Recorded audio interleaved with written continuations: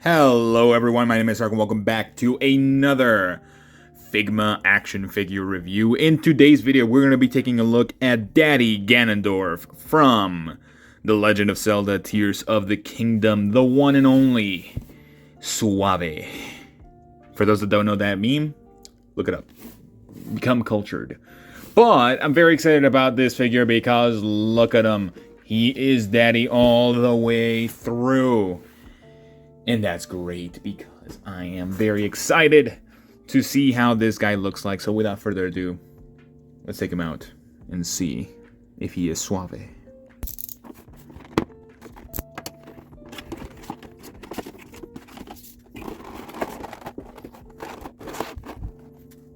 Alright, here we have Daddy Ganondorf himself, and I gotta say, this is a very weird figure. I don't know if I like it or if I dislike it. But let's find out. So, in terms of height, he is freaking tall. Comparing him to the Figma Link, using his stand, he's so much taller. Which is something that I actually quite like, because they have been making Figmas much bigger now, which is insane. Now, in terms of height, that's going to happen, but he is around 7.5 inches tall, which is huge, to say the least. He is Daddy all the way around, and he is tight in various places. I'll explain that. I'll explain it in a minute. Don't worry. That's not out of context. But this is a figure that suffered from pre-soft goods era. And what do I mean by that? So this figure was posted up for pre-order and in development since probably 2 years ago. So it has taken like over a year for this figure to release, which is an insanely long time. And it's been like almost 3 years since Tears of the Kingdom. So yeah, it took a year for the promo, for like the pre-production pictures for these figures to come out, and then it took another year for them to release. It's been like 2.5 years at this point, which is pretty bad in my opinion. But at the same time, I think this figure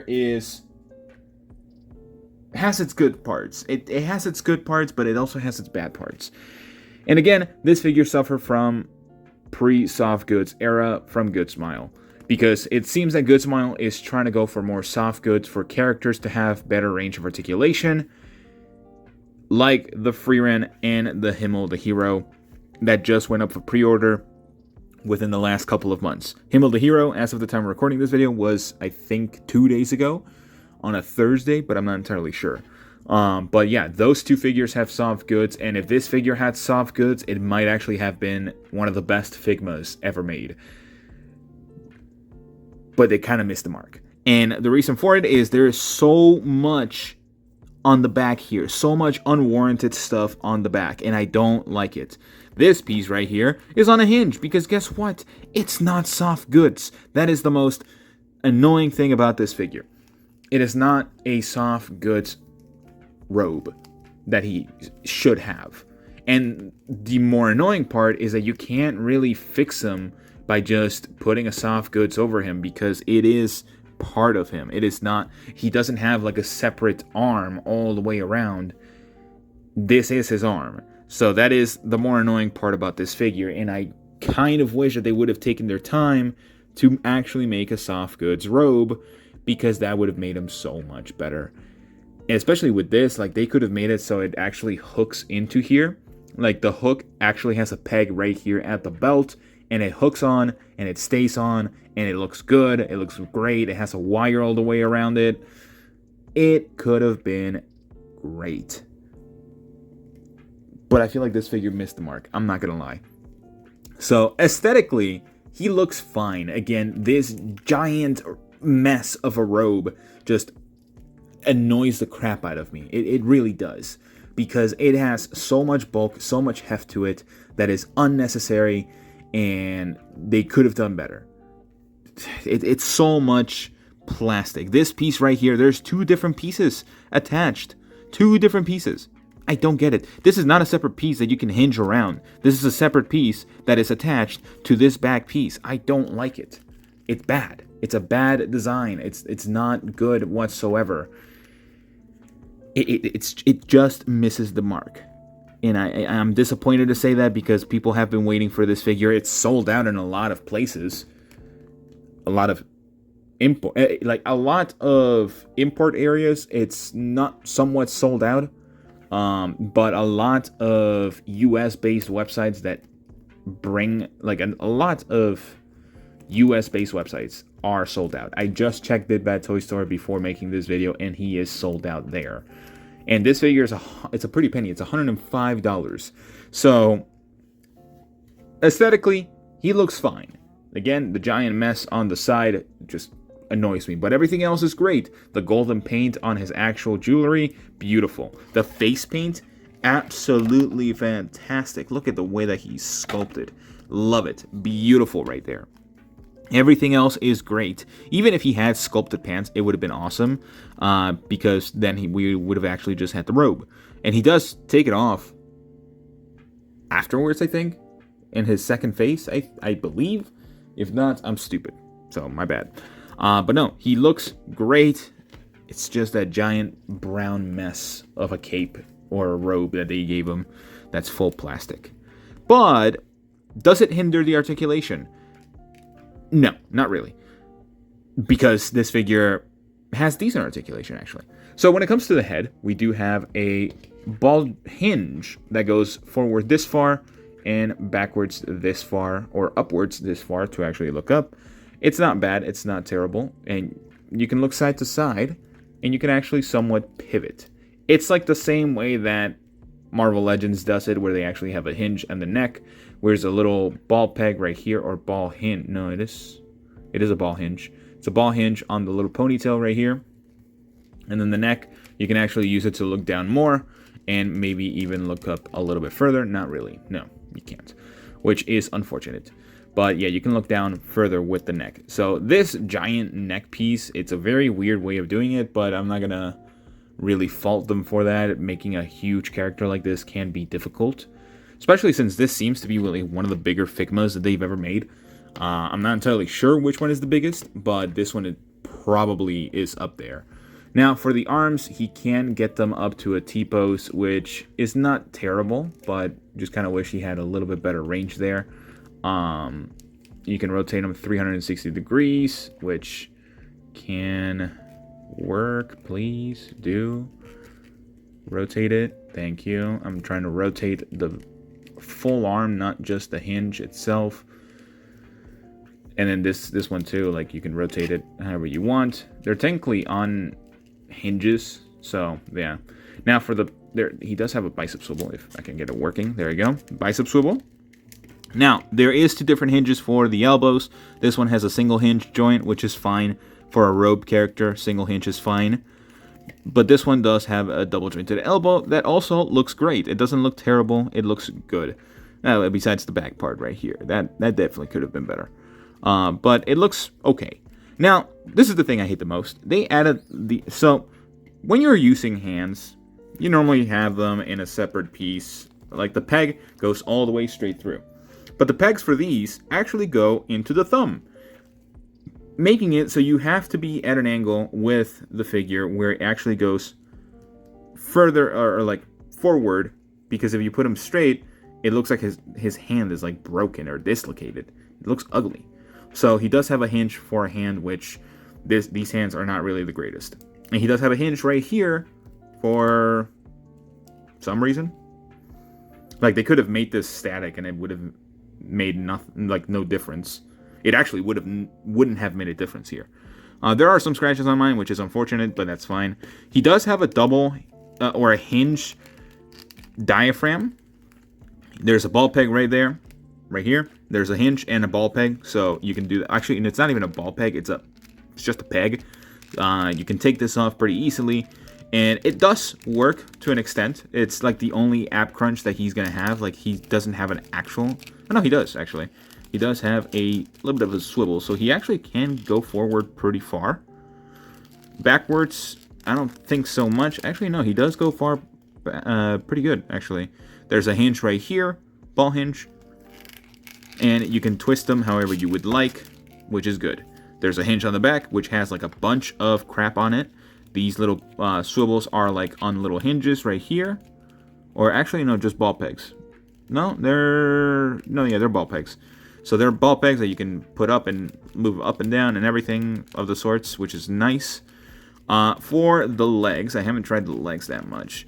But you are going to have limited articulation with the legs. You could probably get the full splits because it does seem that there's some wiggle room there for the figure.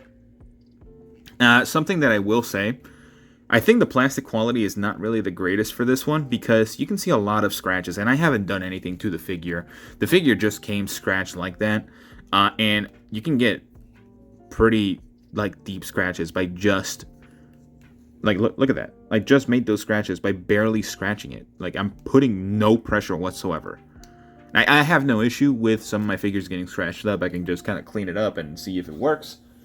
But again, it's a difficulty. It's annoying that high-end companies like Figma, SH Figuarts, and other companies, Mafex themselves as well, just choose to use the most brittle plastic that they can and charge up the wazoo for it. You can see right here, there is stress marks on the joints already. And I've barely moved the legs. I've barely moved them. There's already stress marks. So I will not be moving the legs any further after this video. Kicking forward, there you go. You get 90 degrees. Single jointed hinge for the knee, which is tight as all hell. Thigh swivel, which is fine. Foot hinge going forward this far with the toe hinge like that, which is insane, and it looks fine. And going backwards this far. So I've already made this video super long, but I thought it was good to actually talk about a lot of these things, and I'll recap it in my final thoughts. So let's move into the accessories, because this guy actually does have a decent amount of accessories, just like his Link counterpart. So let's take a look at those real quick. Alright, so these are a lot of accessories, so I kind of want to go through these kind of quickly. So starting off with the head sculpts, or the faceplates, we do have beautiful grin of a faceplate that they... Nintendo was like, yeah, this is creepy enough, let's put it in the game. And this really caught me off guard in the actual video. And like the cutscenes, that was insane when he... spoilers.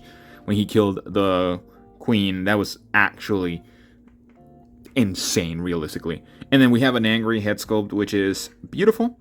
These, again, the actual sculpting of the figure is fantastic.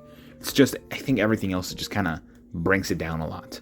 Now, we do have his sword, which is beautifully painted and beautifully crafted. His sheath that you can actually put the sword inside, which is awesome. See, it's like the smallest little tilt, and he falls over. We do have a hand to hold the sheath, so you can actually grab the sword and everything. Like that, so beautiful. It's just one hand, by the way. It's not multiple, it's just the one, because he is right-handed. Two pushing outward hands. We do have kind of like a weird fit. Oh, this is for the arrow. I was like, what is this for? It's for the arrow. So this is a arrow holding hand, as you can see right here. Beautiful. And then, of course, we have the arrow. We have the giant blade right here. This does come in two parts, so if I can... There we go. It comes in two parts, so it's actually a lot easier to actually put on. And this piece also comes off to put the hand on whenever you're wanting to use them. And last but not least, the last two holding hands that you can use to hold your weapons. And here's the bow and arrow. You can, again, take off this piece to put the hands on. So, a lot of accessories, and honestly, really good accessories. Not as much as the deluxe Link figure, which is perfectly fine. I was not expecting that whatsoever, especially since this figure is not a deluxe edition. But going into my final thoughts, this figure, it's a little bit troublesome to kind of grade this figure, in my opinion, because it's a very sought after or very long awaited figure. So, I'm going to just put it out here as a final score. I'm going to give it a 7 out of 10. Mostly because it is a good figure. It has a lot of good accessories. And the price point is not terrible. Although 105 max is like kind of a lot. But you are getting a lot with this figure. My biggest gripe is that it has a lot of like inconsistencies, really.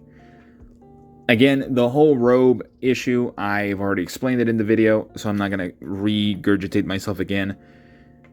I just kind of hate how brittle the plastic for Figmas like this, like especially big Figmas like this, how brittle the plastic is. A lot of times, a Figma will break on you. Not like maybe 3 times out of 10.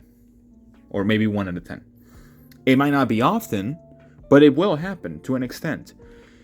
And I've already shown that there is stress marks already on the legs for those thick joints, by the way. Those thick joints already have stress marks, which is concerning. And I understand that Good Smile has actually slowed down on the Figmas recently. They've been doing a lot of reissues instead of like newer Figmas, which is completely understandable. Wanting to make the older Figmas more available is great. But at the same time, I don't feel like the quality for these newer Figmas is more than enough. So that's why I'm putting it at a 7 out of 10. I do think that Link is definitely better. I'm pretty sure I gave him a lot higher score there. And I'm a little disappointed on this Ganondorf, but that's pretty much all the time I have for you guys today. I mean, what you guys think. I kind of just said a lot of random stuff without really getting to a big major point.